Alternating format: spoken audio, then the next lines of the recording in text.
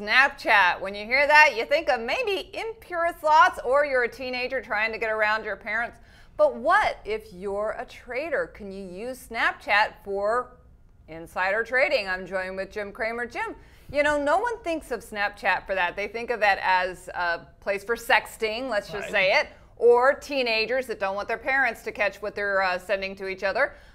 But, you know, these texts, they disappear. Right. So I'm told you can't get them. I'm told that once they go, I know there's still little, you can see a little avatar still after, but you keep hitting that button, they won't come up again. And that's why I asked Preet Bharara, who's the U.S. Attorney for the Southern District of Manhattan, is this going to be the preferred way? Because people can say go by Leap Wireless, which of course they've got to take over business Friday, and then bingo, and then you can't get this. And I don't know whether Mr. Bharara actually knew Snapchat. He seemed to say he didn't know it.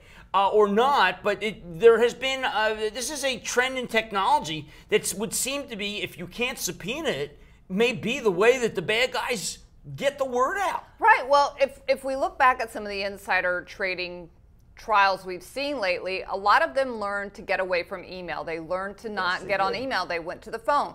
Then that's how they tracked them with their phone records, seeing who they called and when they called them. So, you know, you thought that the phone was the way around it. Apparently, you know, now we see the phone is not the way around. And we know instant message. They can get that off the drive. Yep, instant messages are kept. Email. Yep. All those are cataloged. But I think unless everybody's been lying to me, okay, Snapchat, you can't get it. And if that's the case, then you know the U.S. Attorney's going to find a way to get it. He's got to find a way. There's got to be something in the ether. I don't know, but Preet did leave me with the impression that they had not thought about using Snapchat, and if that's the case, to be able to monitor Snapchat, if that's the case, then the bad guys are getting away with something. I'd like to think that the government has a way to be able to pull up what we can't pull up, which is after 3 seconds of Snapchat that says buy Leap Wireless right now. So we'll have to see. Preet Bharara also talked about the idea that moving the goalposts. I felt that Steve Cohen should not be as confident. You didn't, of course, use Steve Cohen's name.